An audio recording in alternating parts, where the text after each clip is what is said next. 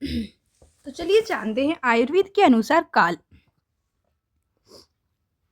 जो हमारा समय चल रहा है, आयुर्वेद ने काल को दो भाग में बांटा है, एक उत्तरायण काल और एक दक्षिणायन काल। उत्तरायण जो काल होता है वो सूर्य प्रधान होता है।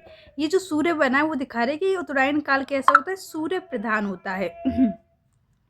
और जो दक्षिणायन काल होता है वो चंद्रमा प्रधान होता है। ये चांद से पता चल रहा है। उत्तरायण काल में 3 ऋतु आती, कौन कौन सी? शिशिर, वसंत, ग्रीष्म।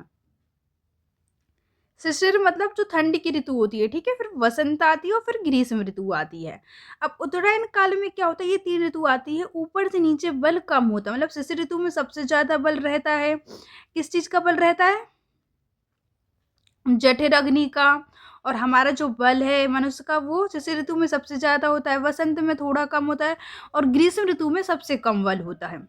अच्छा, शिशिर ऋतु के माह कौन कौन से? माघ, फाल्गुन, जिसको तप और तपस्वी बोलते हैं। वसंत ऋतु के माह हैं चैत्र और वैशाख, जिसको मधु और माधव बोलते हैं। और ग्रीष्म ऋतु के माह हैं ज्येष्ठ और आषाढ़, जिसको शुचि और शुक्र भी बोलते हैं। तो कौन कौन से माह आते हैं इसमें? शिशिर ऋतु में माघ फाल्गुन, वसंत ऋतु में चैत्र वैशाख और ग्रीष्म ऋतु में ज्येष्ठ आषाढ़। इनको क्या बोलते हैं? तप, तपस्य, मधु, माधव, शुचि, शुक्र। इसको ऐसे याद कर सकते, तमसु। तमसु से याद रख सकते कि ता से ता वाले आएंगे। तप, तपस्य, मा से मधु, माधव, सा से शुचि, शुक्र। अब शिशिर ऋतु में तिक्त रस प्रधान रहता है, वसंत ऋतु में कसाई रस प्रधान रहता है और ग्रीष्म ऋतु में कटु रस प्रधान रहता है। अब जो शिशिर ऋतु है उसमें कौन सा रस प्रधान रहता है? तिक्त रस प्रधान रहता है। तिक्त रस प्रधान रहता है, तो इसमें तिक्त रस प्रधान वाले शिशिर ऋतु में कौन से ज्यादा महाभूत रहते हैं जो बड़े हुए रहते हैं? आकाश और वायु, क्योंकि तिक्त रस प्रधान रहता है। तिक्त रस में आकाश और वायु महाभूत होते हैं।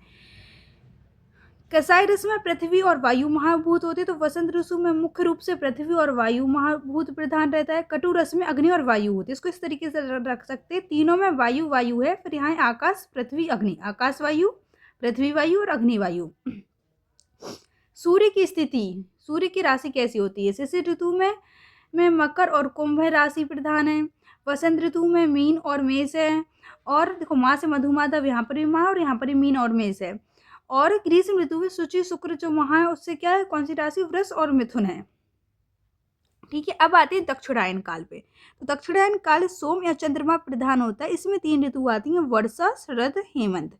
वर्षा ऋतु में ऊपर से नीचे बल बढ़ेगा। वर्षा ऋतु में सबसे कम बल होता है, शरद ऋतु में मध्यम होता है और हेमंत ऋतु में सबसे अधिक बल होता है। इसको याद रखो, इसके माह को नाइस से, किससे? नाइस से। वसंत ऋतु में माह होते हैं श्रावण, भाद्रपद। शरद ऋतु में अश्विन, कार्तिक और हेमंत ऋतु में मार्गशीर्ष, पौष। इसको ना ईस से याद रखो, नाइस। तो क्या है, ना से न, नभ, नभस, यहाँ पर ईस, ऊर्ज, ई उ, यू, ऐसे याद रखो, यू। तो ईस, ऊर्ज। और स से सह, सहस। अब रस इसमें कौन कौन से होते हैं? तो वर्षा ऋतु अम्ल रस प्रधान है, शरद ऋतु लवण रस प्रधान है और हेमंत ऋतु मधुर रस प्रधान है। ठीक है, अब इसके बाद अम्ल रस में कौन से महाभूत होते हैं? अग्नि और पृथ्वी होता है। लवण रस में कौन सा महाभूत होता है? अग्नि और जल होता है। और मधुर रस में कौन सा महाभूत होता है? पृथ्वी और जल होता है। अब सूर्य की राशि, वर्षा ऋतु में सूर्य की राशि क्या होती है? कर्क और सिंह। शरद ऋतु में होती है कन्या और तुला और हेमंत ऋतु में होती है वृश्चिक और धनु।